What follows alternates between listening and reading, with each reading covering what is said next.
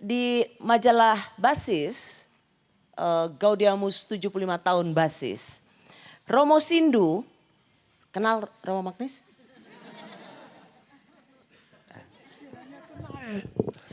Romo Sindu menuliskan 14 halaman tentang Romo Magnis.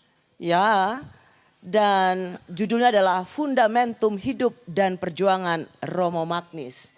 Memulai tulisannya dari soal Romo Magnis, memiliki darah bangsawan tapi melepaskan kebangsawanannya untuk memenuhi atau menjalankan panggilan hidupnya.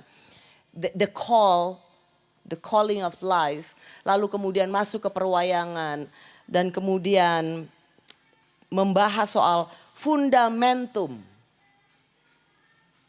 Romo sendiri nggak ngerti fundamentum ya. Berarti Romo Sindu mungkin agak so tahu ya. Dalam Serikat Yesus tentu fundamentum itu penting. Oh. Itu sikap dasar masuk ke dalam latihan rohani. Oke, jadi kira-kira begini Romo Magnis, kata Romo Sindu dalam tulisannya. Soal, jadi membahas Romo Magnis itu dengan membahas fundamentum. Menurut Romo Sindu, Romo Magnis melakukan semuanya itu seakan-akan di sanalah ia dapat menemukan hakikat dirinya. Dan memberikan dirinya, komitmennya secara total. Seakan-akan di sanalah ia dapat mengabdi Tuhannya. Sesungguhnya itu semua bukan seakan-akan, tetapi sungguhan. Dalam aktivitasnya, Romo Magnis sungguh memberikan dirinya. Sungguh mengabdi Tuhannya. Sebab ia adalah seorang Yesuit yang mendasarkan hidupnya pada fundamentum. Seberapa benar tulisan Romo Sindu ini tentang Anda, Romo Magnis? Saya sendiri ya biasa-biasa saja. Saya jadi tidak hanya karena mungkin Tuhan mengharapkannya, tetapi terus terang saja saya juga tertarik dengan masalah-masalah itu. Jadi yang saya pelajari filsafat dan sebagainya, yang saya perhatikan Indonesia, itu tidak pertama-tama karena itu kewajiban. Jadi seakan-akan karena saya ke Indonesia wajib belajar ini, saya tertarik itu. Memang bisa dikatakan saya di Indonesia juga kerasan karena cukup sejak permulaan saya merasa terpesona. Kalau kita terpesona tidak perlu motivasi tambahan. Kita akan mempelajarinya dengan sendirinya. Saya juga terpesona dengan filsafat yang saya pelajari. Saya belum sampai sekarang, saya lebih masuk dalam teologi.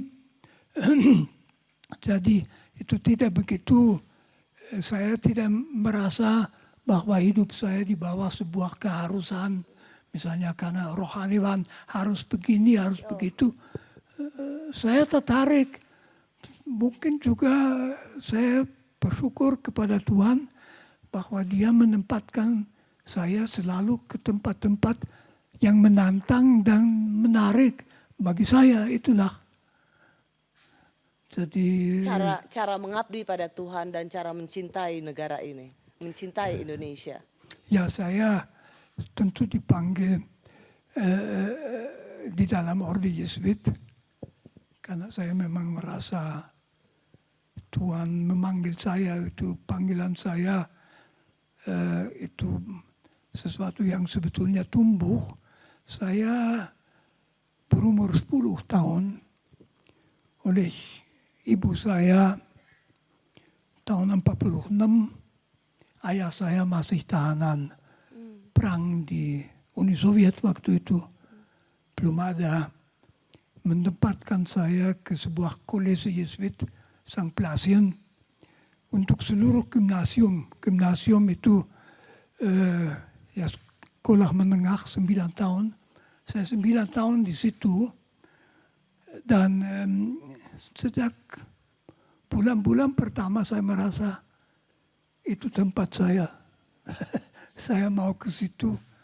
Lalu lama-lama bagi saya yang terus terang saja membantu juga di situ ada kapel di rumah dengan gambar bagus dari Ibu Maria di Wunderbare Mutter, ibu yang mengagumkan, sebetulnya gambar dari Roma.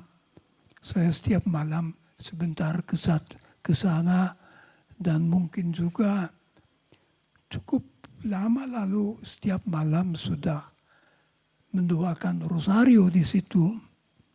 Lalu saya dengan sendirinya masuk di dalam novisiat Serikat Yesus, di mana pembimbing magister itu sudah mengenal saya diterima begitu saja, tentu saja. Dan ya lama-lama dengan renungan doa, saya merasa diperkuat di dalam panggilan itu. Mungkin saya ingat masih mungkin 3 bulan sebelum selesai, saya duduk di pintu masuk karena menjaga pintu ini kalau ada tamu malam hari. Mendadak saya merasa saya kok mencintai Yesus itu yang sebelumnya belum begitu kuat, dan sejak itu tidak pernah pergi. Dan saya tentu selalu dibawa oleh keyakinan ini. Saya bersyukur bahwa saya bisa menjadi besar dalam keluarga yang memang percaya pada Tuhan. Saya merasa di hari tua aman, menunggu kapan Tuhan mengatakan, udah cukup, wis, datang.